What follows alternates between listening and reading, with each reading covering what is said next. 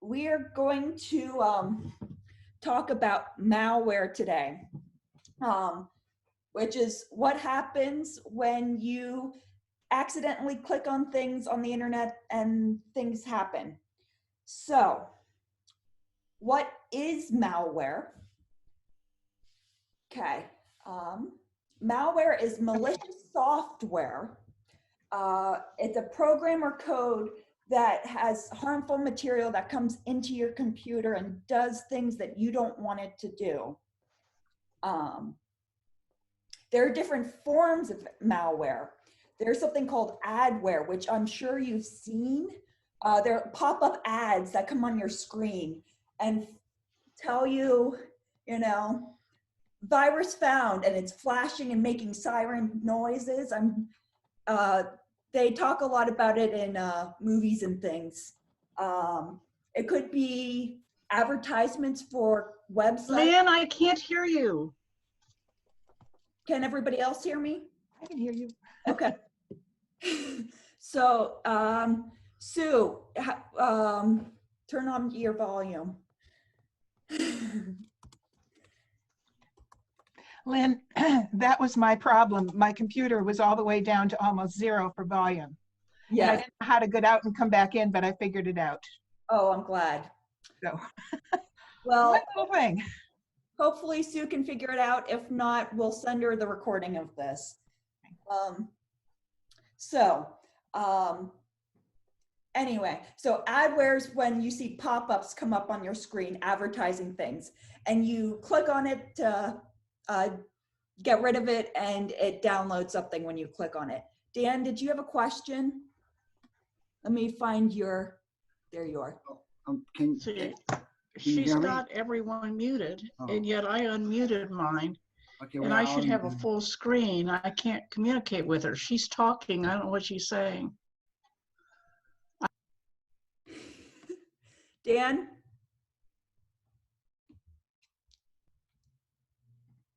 Dan, did you have a question? Maybe? I can't unmute you. Okay. Okay. Okay. We can hear you. Do you have a question? Yes, finally.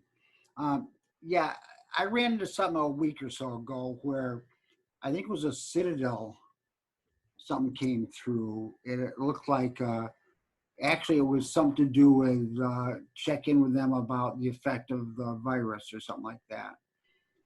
And I didn't check them, but Patty swears it was not real. Mm-hmm. It was because they wanted some information. And I guess the rule is I don't put in information unless I make the call to them rather than make the contact to me. In other words, mm-hmm. I don't give them information response. I only give them information if I'm the key person. But does that make, and I think I got something from Wells Fargo another time, mm-hmm. Where they do real good artwork and you think you're talking real thing. Mm-hmm. Is that the sort of thing that you're seeing out there? Yes, we talked a little bit about that last week with spoofing and phishing emails that pretend to be somebody they're not. But malware can do the same thing. It can ask for things and pretend to be, oh, you want a cruise, click here and you'll give you $1 million. Things like that. If it's too good to be true, it probably is.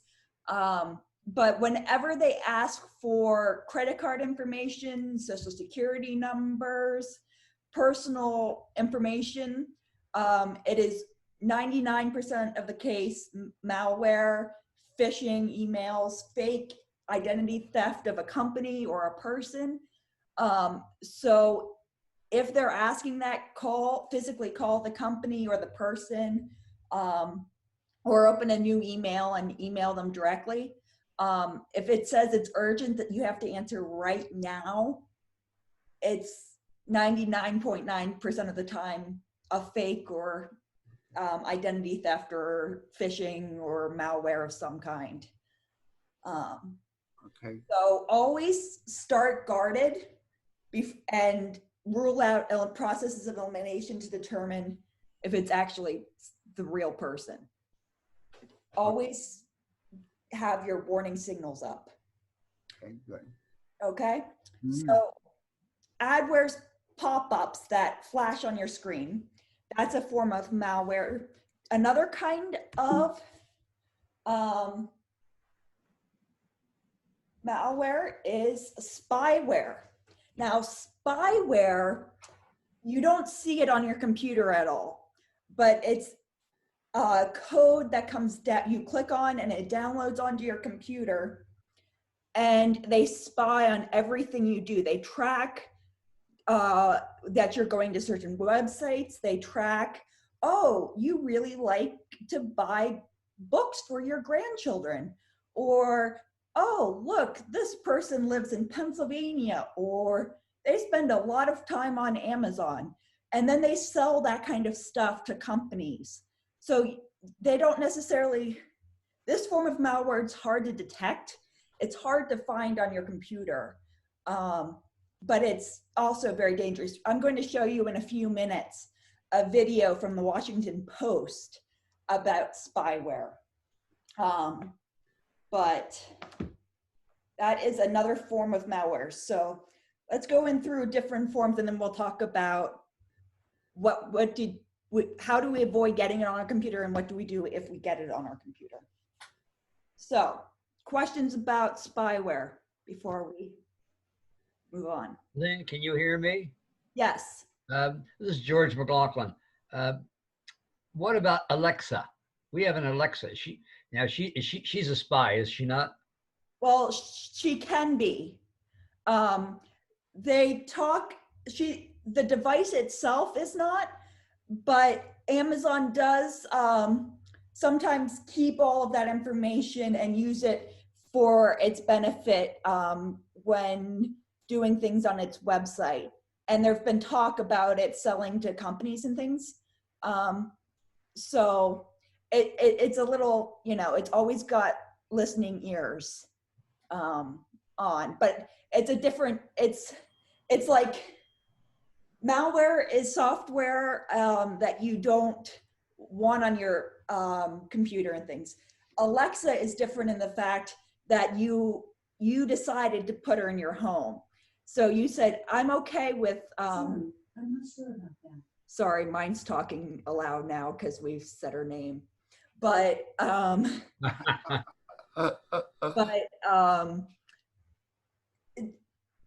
devices like Google Homes and things like that, you're basically saying, okay, I want this helpful device in my home. And when I do that, I also know that Google or Amazon will be listening in, and they could possibly sell that information. So it's one of the dangerous things and the more frightening things about the AIs that we're installing in our homes. Same with smart lights and things. But it's we as a individual decided to add that to our home. Malware is something that we didn't ask for it, and we didn't want it. There's no benefit of doing it. Alexa, hold on, and Google Homes don't have any added benefit at all. Does that make sense? Okay, it's not dangerous. They're No.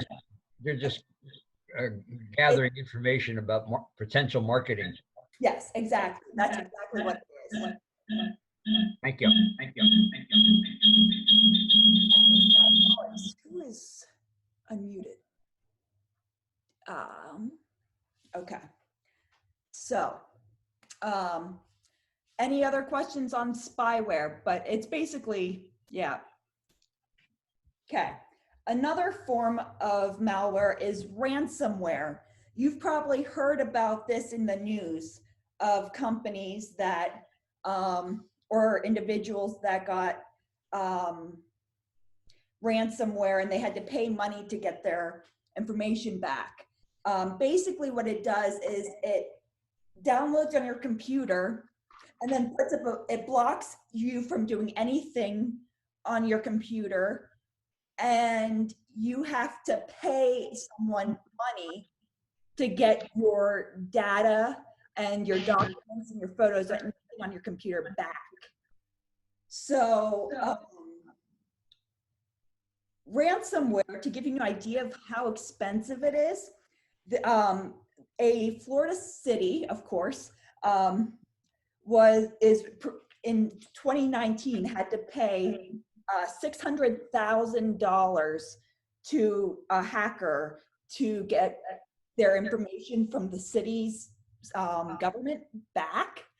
And they could pay that, but then the hacker could be like, oh, I actually meant for you to give me more money. And so there's no guarantee that by paying them, they'll give you your information back. So that's the dangerous thing about ransomware.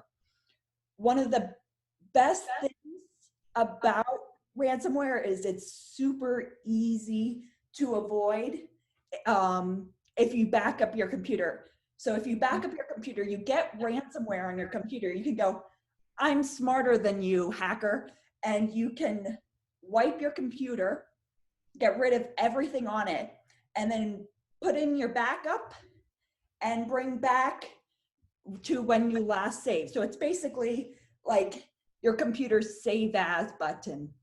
So a backup will bring it to whatever you saved it last as. And I sent you guys links. If you've been coming to these before, you got links of how to back up your computer, whether it's a PC or a Mac, and there are cloud-based stuff as well. Jean, you had a question? Yes, I got my external hard drive, echoing. I got my external hard drive hooked up, and I have it plugged in. So if I get any ransomware, will it be able to get into my hard drive, external hard drive, if it's plugged in? Jean, are you sitting really close to Bob? Because we're getting echoey. Fixed it. Oh, sorry. Yeah. I have my external. We're still echoing. Skip it. I'll ask you later. I know what you mean. It is you. Ransomware isn't going to it's not one like malware that can get into your hard drive. Once it do it, it basically shuts everything down on your computer. So it's not going to add viruses into your external hard drive. Basically what you're doing is you're just bring back everything on your computer from before you got ransomware on your computer, if that makes any sense. Is that making sense, or am I talking gibberish to you? Okay. Betty. Lynn. It happened to me twice a few years ago. I got that one that, like, it takes up most of the screen and it has a frame that looks like a snake running around it or something, and it said I had to pay $300 or whatever it was within 24 hours. And of course, this happened on a weekend. There's a computer place that could help me, but you know, there wasn't time to do that. So I just closed it, and when I could get to them, I said, it's probably too late. And he said, no, we're very familiar with this one. It's been going around.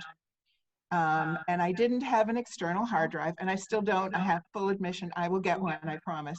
I have the flash drive thing that saves files, but he had to wipe everything out and start like it was a new computer. And that was expensive.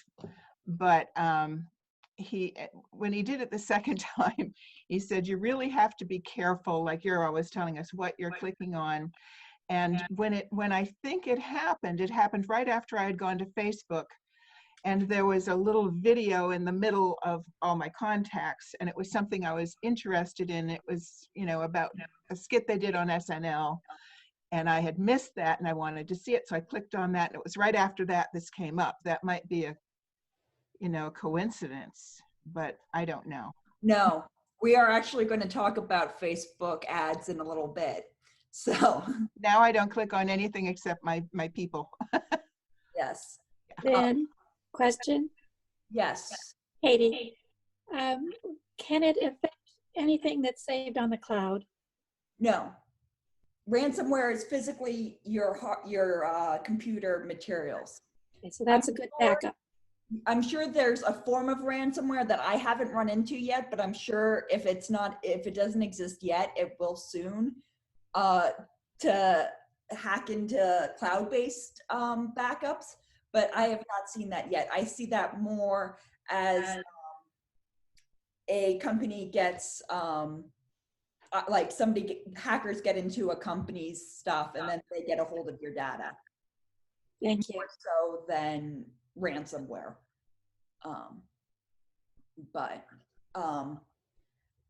But as Betty was saying, it's very sad when you get ransomware and you have hundreds of files and hundreds of photos on your computer, and you lose them all because you don't have a backup. So that's why you back up, so you can keep those photos and files and things and you don't lose them. Other questions about ransomware? Okay. So those are the different forms of malware. So how does it get on your computer? So we are going to talk, Betty, about Facebook ads. So this is a snapshot of one of my favorite shoe companies on Facebook, and they're trying to sell me a ad. And you can see, actually, right up here, the first top green arrow, it says word sponsored on the top. That's how you know it's an ad on Facebook. If it says sponsored, don't click on it. It might be safe. It might not. It might, you might not, and it might be you can watch a SNL video and it will install spyware on your computer and you think it's safe, but you've now got spyware on your computer. So if like you're Betty who wants to watch an SNL skit, or if I want to learn more about Rothy shoes, what I do is I open a new tab in my browser and go to Google and type in rothys.com or SNL sketch, Zoom sketch. And I go and I look for it myself. I do my own research. I don't go through them to get it. And this also, even if it's a safe ad and doesn't include ransomware or spyware or anything like that, it also doesn't track my movements. Facebook, like we were talking about Alexa, will track your buying habits. So if you click on Rothy shoes, then you'll start seeing Rothy shoe advertisements everywhere you go on the internet. Or if I buy a baby gift for a friend, I will get all advertisements for baby products. So that is one way you can get it on there. Another way is by, like we were talking last week about phishing emails. A lot of them have links and things. And if you click on that, it will download onto your computer, whether it's spyware, adware, malware. Another way to get stuff on your computer is if you're trying to download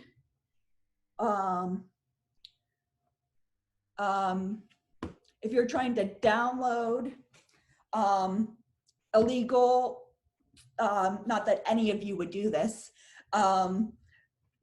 illegal videos or music. So if you're trying to download movies that have not gone to DVD yet, or music, my guess is most of you probably aren't doing that. But different things like that. I think that, another way of doing it, that I learned recently.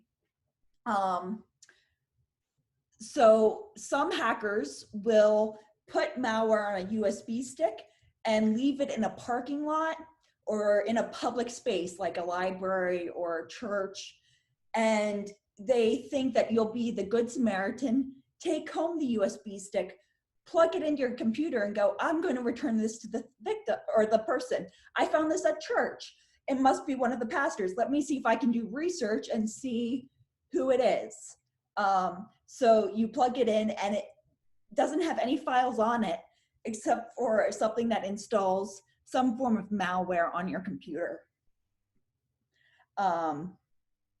So those are different ways you can get it on your computer. Questions about getting it on your computer?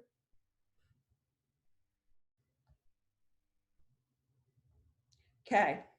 Yeah, but the USB that we buy ourselves, they don't come with a malware. No. Or Sorry, they do. I should have put a disclaimer on that. I'm sorry. Yes, ones you buy on your store. Basically, my rule of thumb with USBs: do not put any in your computer that you don't, either you personally didn't buy, or you personally were given by somebody you know and trust. Like, Okay. I might put a video file on it to give to you and say, this is last week's worship service. You were featured in it. I thought you might want to have it. And I physically give it to you, or I leave it in your mailbox and I say, I left a USB with photos of you on it. Okay. But, or if you go to Staples and buy a USB, that's a case too. So, yes, good question. I'm sorry, I did not clarify that very well. Okay, so how do you avoid this? Because there's a lot of ads on computers. I remoted into a member's computer yesterday, and on his Hotmail inbox, there was all these ads all over his computer, and I could tell he had malware on his computer, and it was very slow, and I could see how easy it was for him to accidentally click on one of the ads in his Hotmail thing. So one of the things we do is we add a ad blocker on our browsers. You can add extensions. Extensions are little teeny things that will, what's it called? Add to your browser, and they'll do things for you that will make your life a lot easier. So this one will hide all the ads that you might get when you're on websites. They're not going to get everything on your Facebook newsfeed, but they're going to get the annoying ones on websites and newspapers, digital sites, things like that. There are some websites like Hulu and some news sources that make money off ads. So they will they'll have a pop-up that says, you're using an ad blocker, but we need you to like stop your ad blocker for this, because that's how we make our money. Can you turn it off? So like if I want to watch Hulu on my computer, I'll pause it on that website. Or if I'm trying to read the Washington Post or whatever news source we're trying to do, New York Times or whatever, you just pause it on that website and it will stop. And then when you go to Yahoo or Hotmail or whatever it is, IMDb is another one that's bad, that it will stop hiding those. Questions on ad blockers? These are free too, they're not paid. Nancy, you have a question. Do you need help unmuting? I do. I did it now. And the lawnmower is going to come by though, so I hope you can hear me.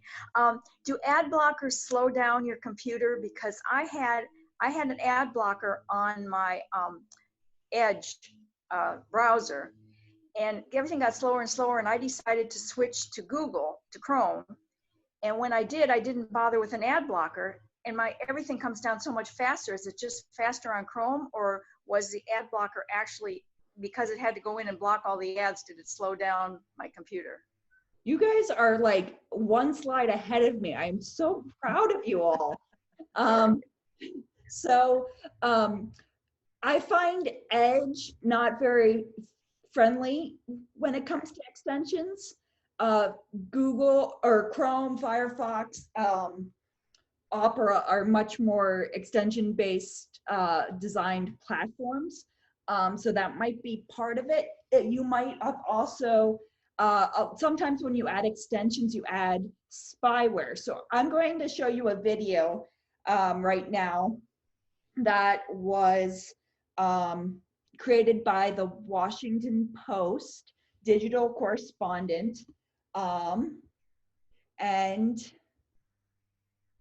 If I can get my computer to do what I want it to do, which of course, technology, we will show, nope, that's not what I wanted. Okay, stop screen share. There we go. So we're going to show a little video.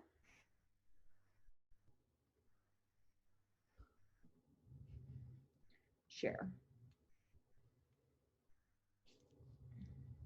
Turn up the volume. Here's an awkward call to make to a colleague. Hey, Nick. Hey, Jeff. So I've got some bad news. Everything you've been clicking on in your web browser is for sale on the open internet, and I just bought it. How could something like that happen? It's actually pretty easy. Okay, well, that's scary. How did this happen to Nick? Through a browser extension.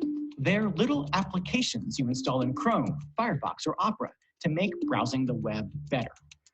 But it turns out a distressing number of extensions are covertly in the business of spying on you and selling the data. Even more disturbing, what happened to Nick has also been happening to at least 4 million other people. Personal information and corporate secrets leaking right onto the internet. And we can't count on our browsers to stop it. I had no idea how bad the problem was until I heard from this guy, Sam Jadali. He's an independent researcher who's been studying the secret lives of web browsers. A few months ago, Sam discovered some of his clients' data was available for sale on a website called Nacho Analytics. Anyone who paid the site at least $49 per month could get reports on websites, including exactly what people were clicking in near real time. I had to see it to believe it. What are we about to see now?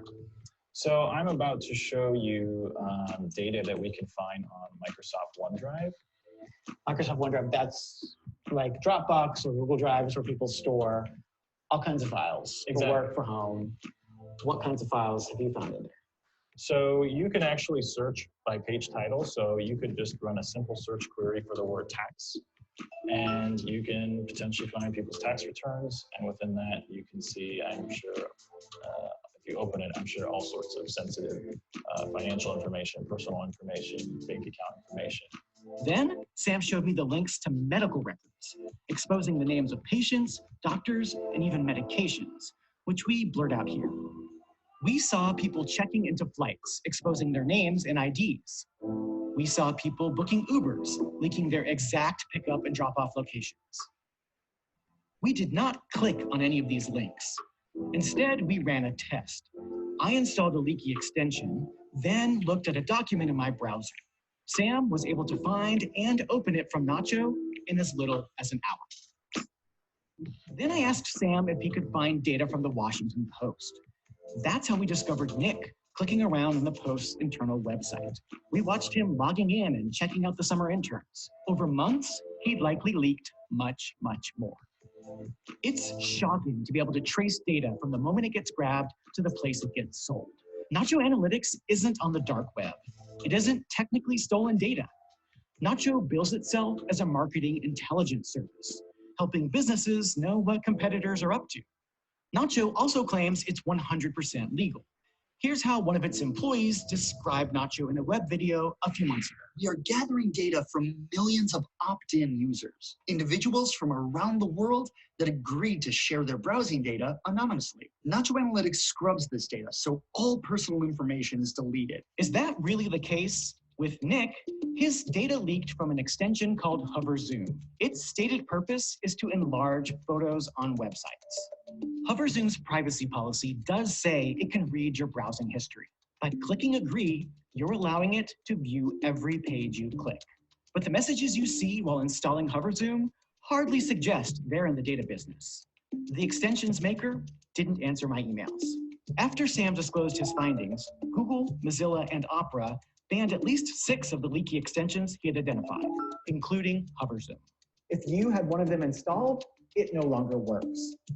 Since the shutoff, Nacho Analytics has told customers that it suffered a permanent data outage and could no longer serve them. Nacho Analytics CEO told me Sam had misused his site by looking at personal information, and that Nacho's data came from people who were informed, even if they hadn't read every detail in the privacy policies. Those 6 extensions had about 4 million users before they were shut down. But just because they're gone doesn't mean your personal data isn't at risk. A recent academic study found 3,800 leaky extensions in the Google Chrome web store, and the 10 most popular have more than 60 million users. Who are you angry at about this? You? No, I'm just kidding. I'm just the messenger.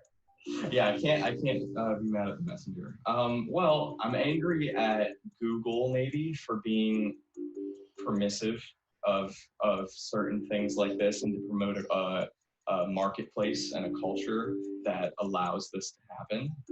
I think that's right. If I've fallen for using this extension, I know hundreds of thousands of other people easily have also.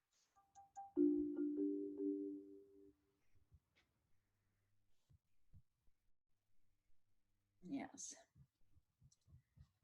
Pretty scary how things can be added to your approval and things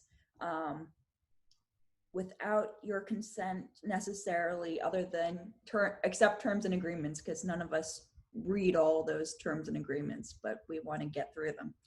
I know Nancy Tuttle and I were talking about downloading Zoom on computers and how it might, download malware on your computer at the same time. And it can be very, very scary to think that, by possibly adding an extension or downloading a safe program we know that we trust because we're using it right now, might also download malware. It tends to hide. There's usually on free programs like Zoom or Dropbox or things like that, there are little check boxes. When you hit the terms and agreement, it also has pre-checked, what's it called? Pre-checked, like accept things that you should, as you go down, it will say, you're also downloading a extension bar for your browser, and you're also, and subscribe to your emails. So when you go to download a program like Zoom or Dropbox or anything like that, go and see if there's any boxes that are checked. Just don't hit like download now. See if there's anything like that and uncheck it when you do it. So any free stuff like that, tend to check and see. You can avoid a lot of malware by taking 2 minutes to scroll down a little slower and uncheck some boxes that they have for you. Dan, you have a question. Let me unmute you. Can you hear me? Yes. You may have mentioned this in the past, but you know how you're doing something, communicating, and a message comes up saying to take off your ad blocker. Mm-hmm. In the implication, I guess, is that, I don't know, but they depend on the ads to help them, and so you got to cooperate and take it off, or it runs more smoothly. And yeah, it seems like they're trying to encourage you to take the ad blocker off. Explain that. So the website was encouraging you to take that. Can you say that question again? I'm sorry. I'm not wording it well, but it tells you you have an ad blocker, and would you like to remove the ad blocker? Mm-hmm. Now, the implication, I don't know what it's saying, and I'm not smart enough to know really, but I almost think they're trying to take you in and tell you that the ads are all part of what makes them able to do what they do and do it at a good price and so on. So don't take away their revenue or whatever. I don't know if that could be all my mind. That's why they have them pre-checked before you download things, or when you add an extension like that. But you have the right, as you do it, there's a reason that you can uncheck them when you download programs like that. But do I want to eliminate the ad blocker or not? When you download a program or add something, you do want to like avoid it as much as possible. So by adding an ad blocker, you're protecting yourself from the harmful stuff. You might still get some ads that they will force upon you. Like I have an ad blocker on all my browsers, but I still get Facebook ads in my newsfeed, as I showed you earlier. So there's still some ads that get through. So they're still making money, but you're eliminating a lot of the bad ones. So there's no reason I would want the ad blocker, or no, there's no reason I would want to remove the ad blocker then, really. No. Keep an ad blocker unless you know it's doing spyware like the video I just showed you is doing. Yes, Betty.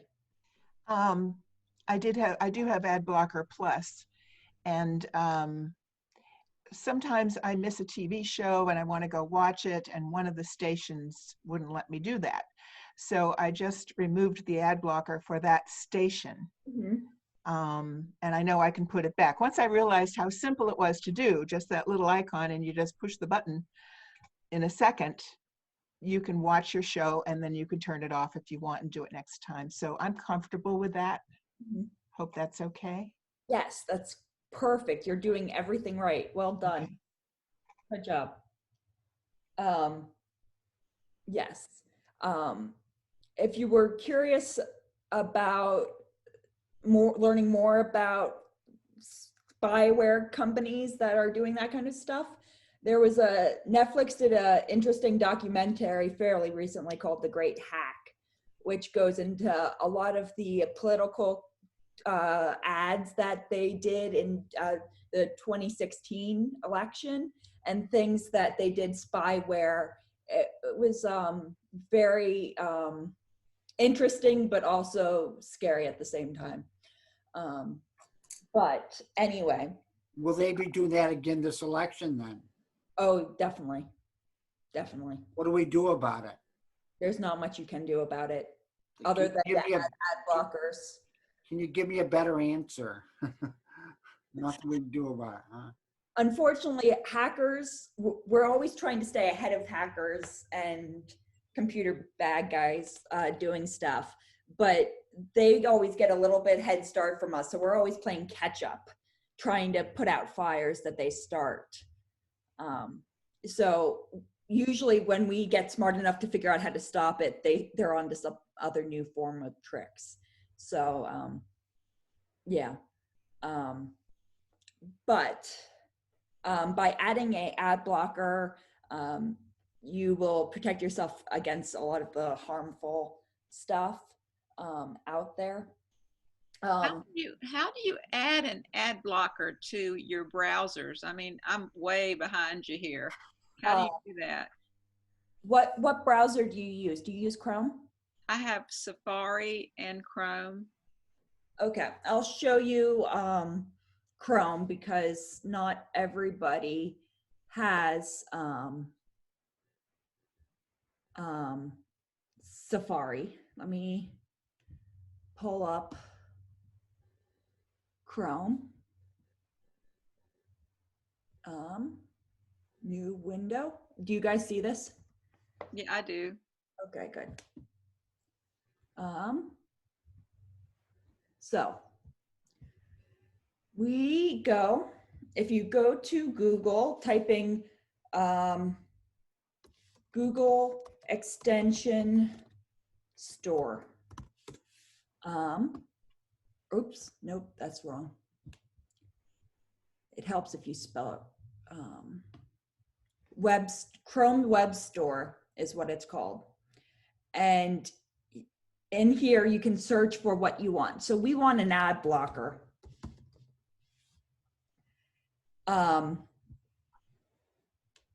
And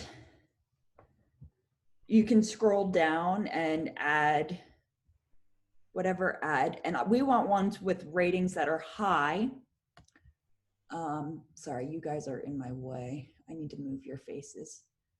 I'm sorry. So you can go, okay, you can see how many people like it. The video said that, you know, thousands of people liked a extension, but it was still doing spyware on them. So there's no way of really knowing ahead of time what is, and you can tell there's a lot of them. So how do you know which ones are good and which ones are bad? It's hard to know for certain. The one that I've used before, I don't see it on here, probably because I already have it.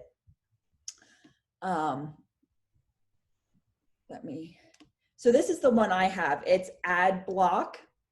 These are all my little extensions. You can see I have a lot of extensions up here. Yeah. So these are all my extensions. Here's my 1Password extension that I can find passwords and generate. But this is the one I did. So probably Ad Block.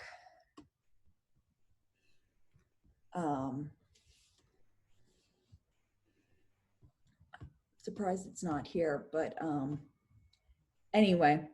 So all you would do when you want to add one is do that, and you can see it will read and change all your data on a website, and then that. And yeah, that's how you add an extension. Okay, thank you. Yep. So, and you'll see it appear up here. So if you go, okay, I want to pause it. Say I go to, you know, the station that Betty was talking, or yeah, Betty, was that Betty talking about that? Or, you know, a news source or anything like that. All you'd have to do is pause on the site and it will stop doing that. But then you'll see less ads. And you might see a gray space that says this used to be an ad, but because we're making your life easier, we're hiding it. So there's that. So you've downloaded all this on it. You've added in, how do you know if malware has gotten on your computer? Your computer will stop doing, oops, that's not what I wanted. I want to show you this. There we go. Are you seeing this little icon with malware infection symptoms? Yes. With the frown? With a little sad face, yes. Okay. So this is how you know if you've got malware on your computer. You've got adware popping up on your computer every time you start your computer. Programs start acting really slow and cumbersome. Files won't open. You start getting strange emails. You get weird things on your browser that weren't there beforehand. Or if the one I ran into yesterday when I was helping someone on their computer, their browser was Chrome, but the default search engine was Yahoo. Now, there would be no reason why Google would want you to use Yahoo's search engine on their product. So that tells me that there's malware on his computer. And that the person I was working with said that Geek Squad comes in every 2 months to clean his computer up. That tells me that he's clicking on a lot of ads or things that are downloading malware on his computer at a time. So if you're having to call Geek Squad every few months because your computer's really slow, or if your computer's really slow, you probably have malware on it. And how do you get rid of malware? You get Geek Squad, or if I'm happy to do it too. I've helped a lot of people. You go and you delete programs on your computer that don't look familiar. So a lot of times there's weird programs that were installed that there's no reason you would ever install that. Games and just funky stuff that got added when you downloaded Dropbox or some free software that by downloading it, there was a few things that were checked and it did that. So it's easy enough to clean up. If you do that, you can also purchase antivirus software like Mojave or Anti-Norton virus. Clean My Mac if you have a Mac. There's a lot of them. Again, it's like password managers. There are free ones that are okay, but they're not great. And then there's paid ones that are safer and more secure. But the trouble with ad blockers or antivirus software is usually on a PC, they give you 1 year subscription for free when you buy the computer. And then after the year, and it works great for a year, but then after a year, you never renew it. And it stays on your computer and you think you're covered, but you're actually not. And it's not doing viruses anymore. So, and you can— How do you know that? You'd have to look on your computer. PCs usually come with Mojave or Norton antivirus. And there's usually a pop-up that says pay now or something like that, or subscribe. But it also, sometimes it looks like you have antivirus software, but it's actually malware. So if you ever have anything like that, let someone you know who is more familiar with tech than you are, whether it's Geek Squad. If you want to call me, I'm available. That's my passion project, is helping people like you who struggle with trying to determine what is working and what's fake. And I'm happy to remote into your computer over Zoom and try and eliminate some stuff as well, or determine, is this malware or is this actually antivirus software that is working? You do that for me? I'd be happy to do that for you. Wow. I'm that person you were talking about. Yeah, I need that. That's good. Thank you.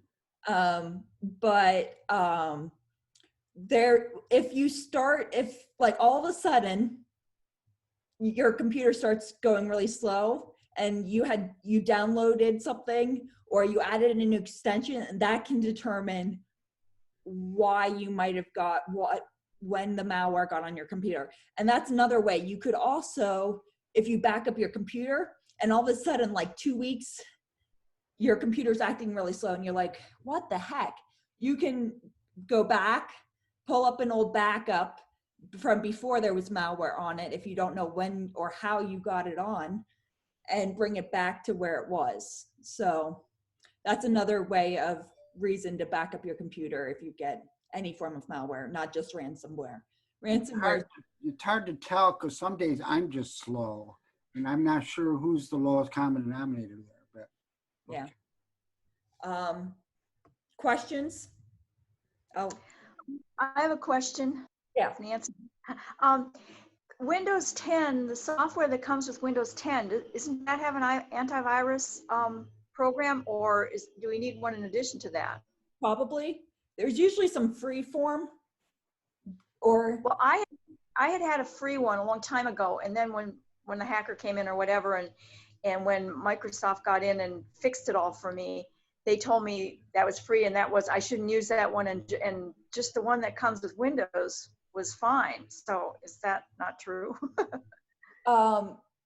Windows is more susceptible to malware and just viruses in general than Macs are. Macs are much more protective of their software, and so for PCs, I always recommend getting a paid one just because the whole point of a PC is to be interactive and engaged, like more personalized and user friendly. So, but that also means that it's easier to hack into and it's easier to get viruses on your computer. So the free ones work for Macs, especially. You don't necessarily need a antivirus software, but PCs I tend to recommend getting one because. Which one do you recommend? What? Which one do you recommend?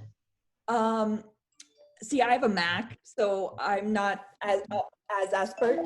I've used Mojave on PCs before. I've used Norton Antivirus. They're all kind of about the same quality-wise. I'd say if there's any sales going on, go with that. But they're all kind of equally. It's like, Amazon and Google, they're all kind of the same, but. What's it, Mojave? How's that spelled? Mcafee.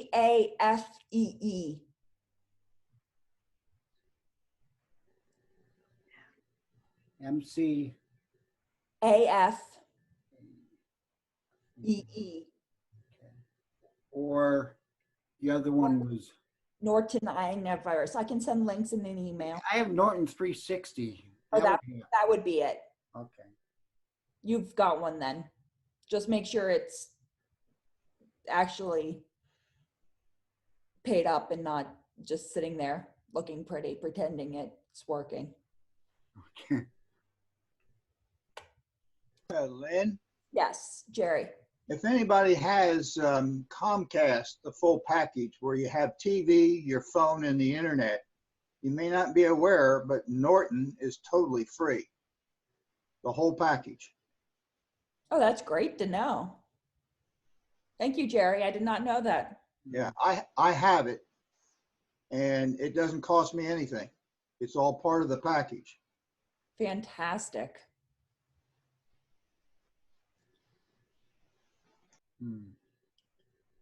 Other questions, comments? I know we're creeping up on 11, but.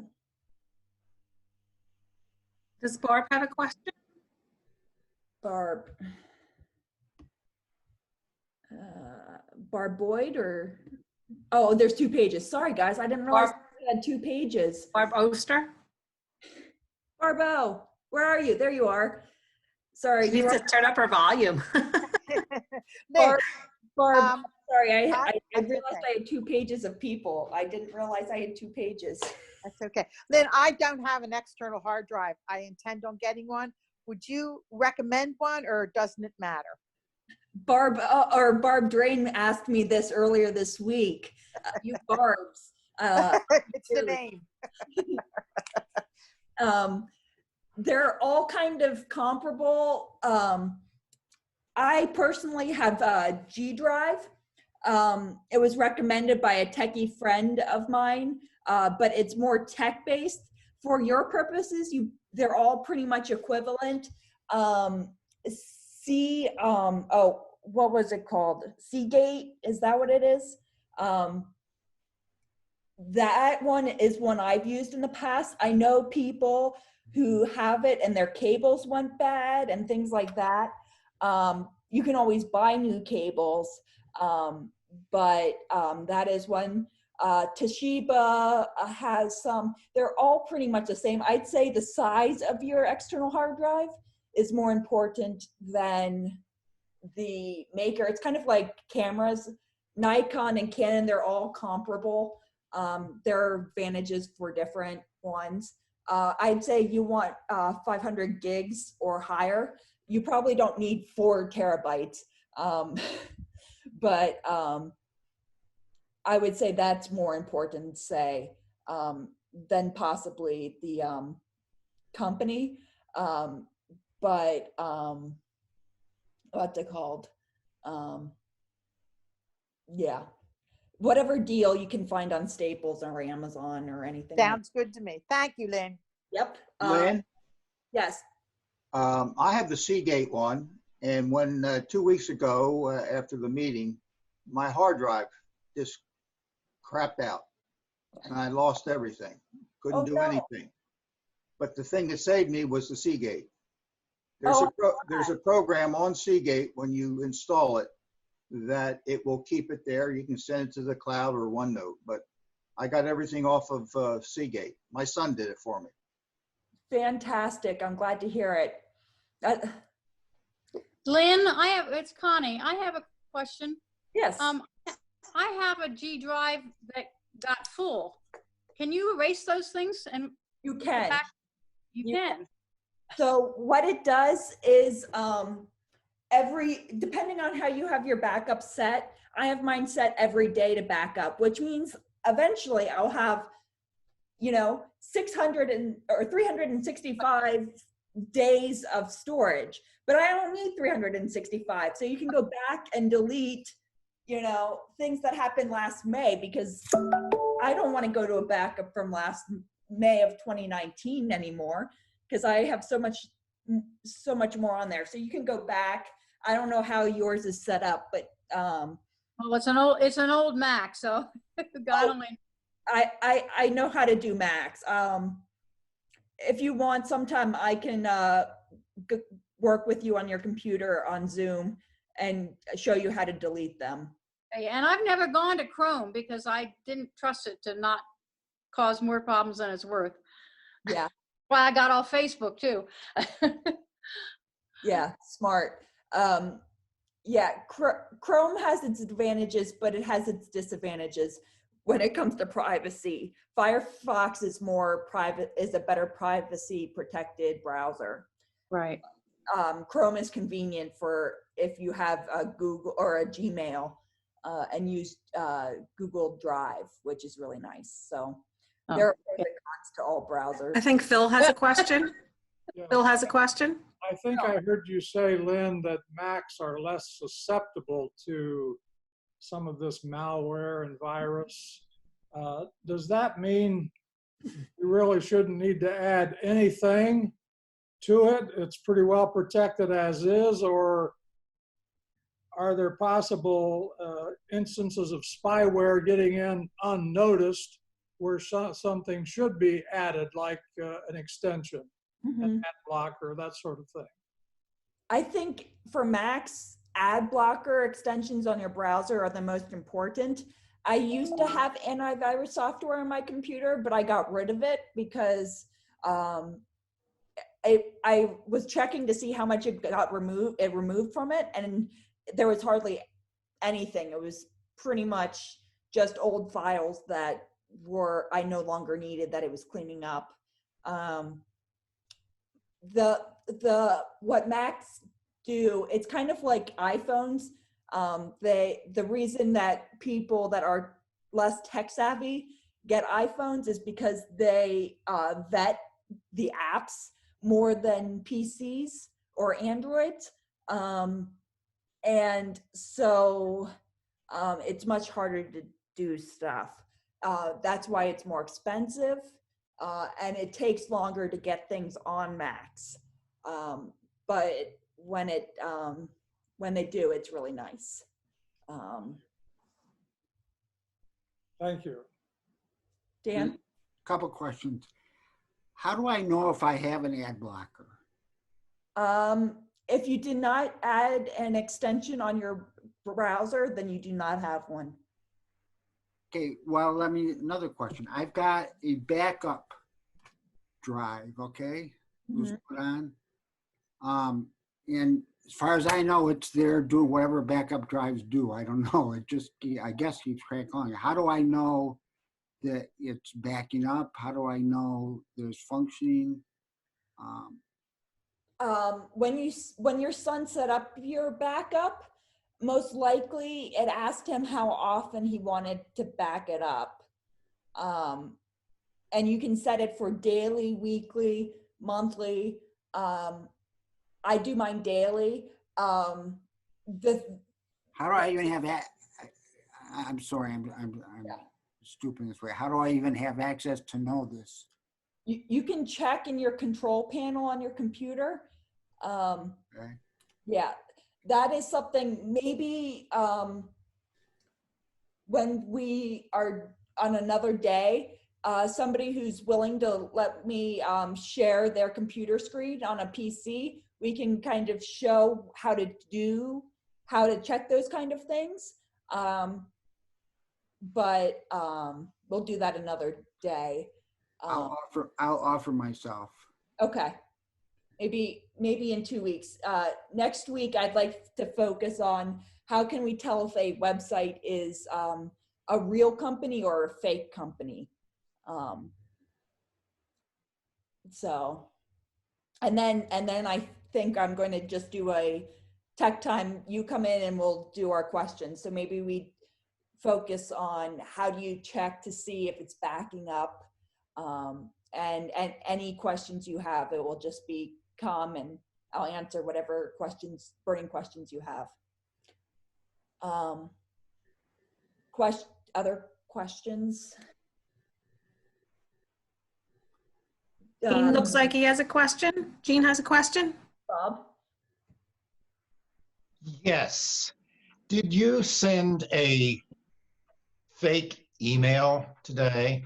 No. It was in spam, and it was Hang Sung Bank was going to do, I didn't open it. It was, all I could read was Hang Sung Bank, something important for me. And it said on the email, it said test at something or other. And I thought maybe it was you. No, that was not me, but it's probably phishing emails. I didn't get any further than spam. Oh, Bob, that was for me. That was to put money in my account. I already did that. I transferred it. Oh, good. Lynn, yes. Just as a precautionary note for people, I got a strange phone call yesterday from someone pretending to represent a party trying to return an overpayment on my electric bill that my third-party provider of energy had overcharged me, and they wanted me to call them. So I just hung up because I knew they didn't know what they were talking about. But I had never had that spoof before. So I just want people to know that there's a new one out there and they should be worried. It came by telephone, not on the computer. Interesting. Thank you. I've had that call 2 times. Hey, Lynn. Yes. It's Barb Boyd. This is my first time being on your tech communication. And I didn't know if you've ever done anything about the cloud. I have no knowledge about that at all. Yeah. What kind of things on the cloud are you talking about? Backing up to the cloud or saving files to the cloud? I don't really know what the hell the cloud is.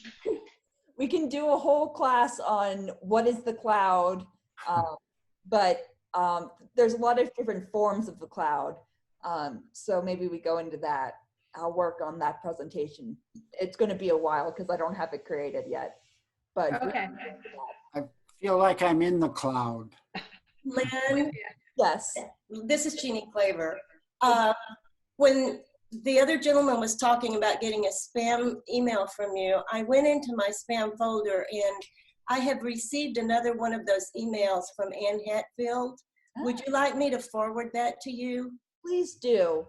Okay, just so you don't open it, but I will do that today. Thank you. And if there's like header information where we can track the IP address and report the IP address, that's always helpful too. There is a something in parentheses, an address. Thank you. Okay. Yeah, appreciate that. Yes.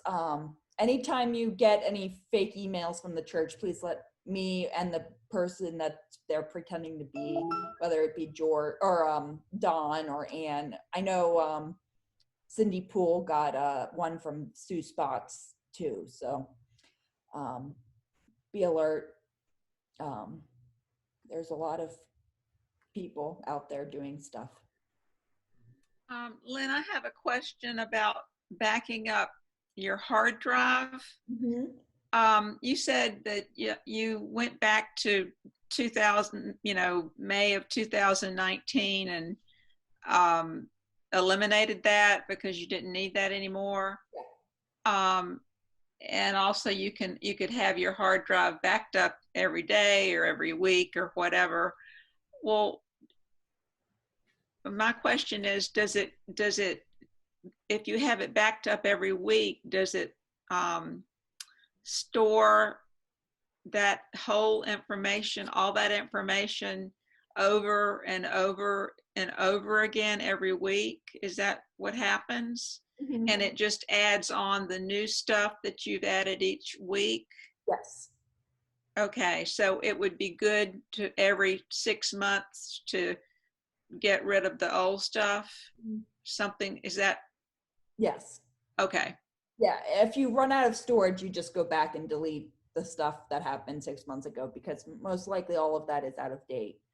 Okay. All right. Thanks. Yep. And Sarah, it looks like you've had a question for a while. What's the difference between a pop-up blocker and an ad blocker? So pop-ups on your computer happen when you don't have your browser open. So it's adware that got on your computer that will be there that just randomly pops up when you're writing a Word doc or something.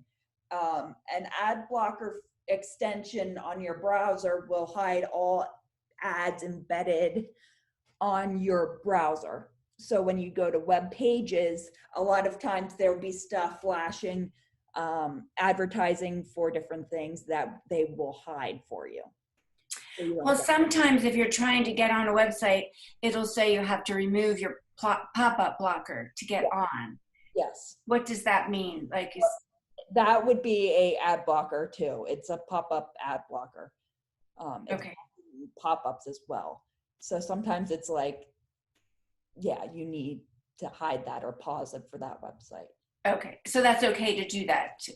Yeah, if it's a website you trust, like a newspaper or a web-based video thing, then yeah. Okay, thanks. But yeah, just only on websites you trust. Okay. Barbo is waving. Barbo. Unmute you. Go ahead. Okay. Lynn or Stacy, I have a question.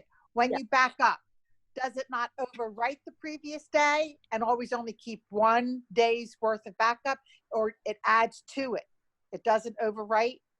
So the software that you had on it, like the applications on your computer, like Word and Outlook and things like that, it won't rewrite that again, it will just add the new files, but it will create a separate folder with that date. So it will just copy over the stuff it already saved. It will just add the new stuff, but it will be a new date. So if you go, you know, my computer started acting funky May 1st. You can go back to the May 1st folder and bring it back, and you can skip over anything between now and then. Does that make sense? So it will just copy kind of the programs it already has. It will take less time. The first backup you ever do on your computer will take a couple of hours. So it just adds to it then. Yeah, but after you do it for the first time, it will take 5 to half an hour to do. So you never ever want to delete that first backup then?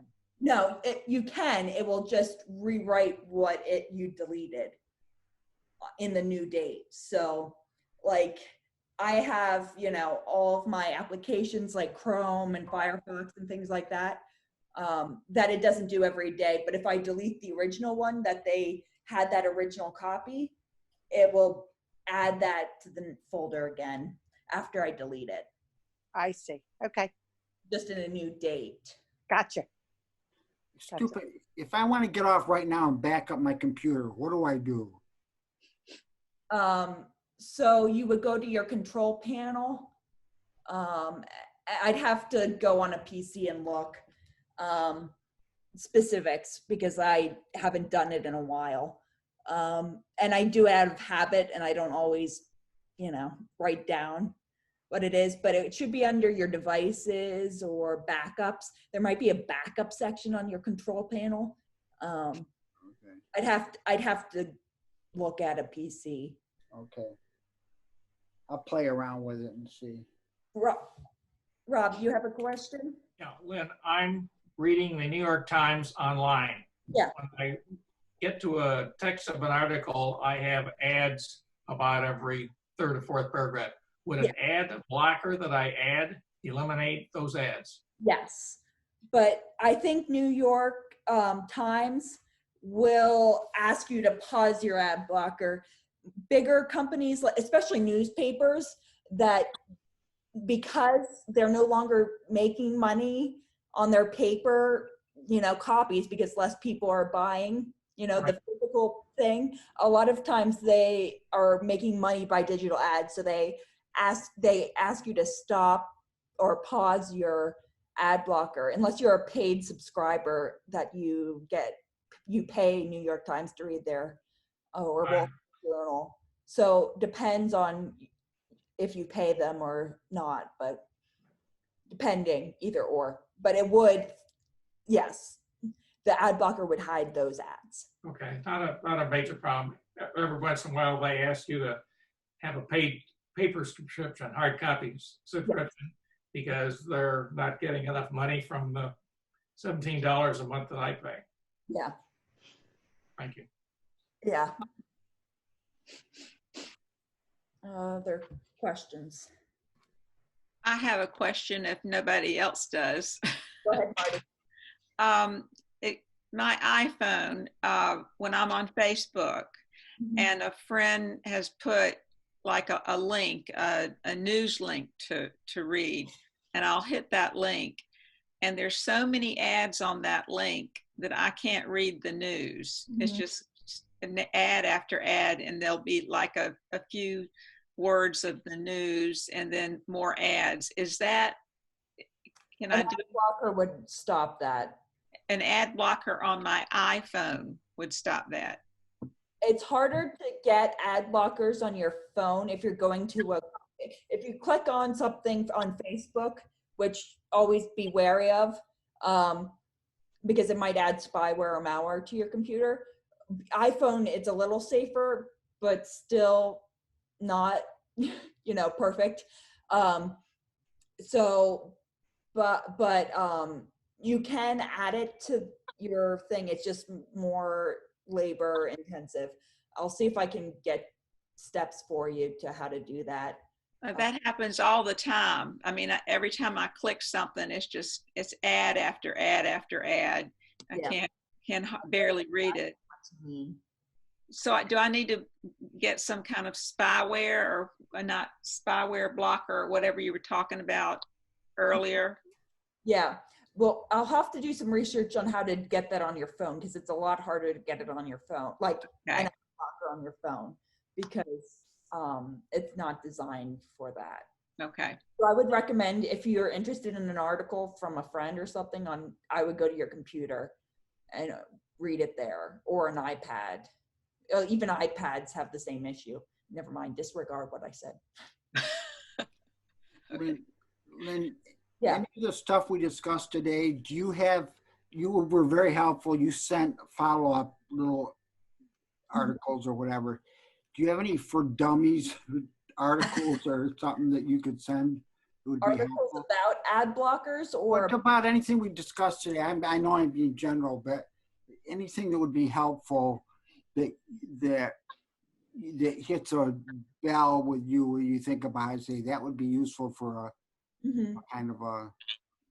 Yeah, I will do some research and find some articles and links and things for you about malware and ad blockers and things like that. Good, thank you. And send links to trusted ad blockers that I trust for different browsers that you can add. Okay, good. Good job. Other questions, concerns, comments? Okay. Well, it was lovely to see all of you. It's as always. Feel free to email me questions throughout the week if you have them that you'd like discussed or anything, but I'll be happy to stick around and chat if anybody wants anything. So thank you, Lynn. Thank you, Lynn. Thanks, Lynn. Thank you. Thank you you. are absolutely amazing. Thank you. Thank you so have a much. sweet- Very have a- good. Very good. Have Yes. a sweet day, okay? Yes. Okay, yes. good. Thanks, Stace. Bye, everybody. Bye. Bye-bye. Lynn, yes. I have a question. When you back up to an external hard drive, is it possible to delete some files from that and not others? Certain dates or files? Certain files. Yes, there is. Okay. I might get in touch with you and ask you to help me out with that then at some point. Okay. Thank you very much. This has been wonderful. Good. I'm glad. I'll see you next week, maybe. Right. Okay. Take care. Have a good day. Thank you. You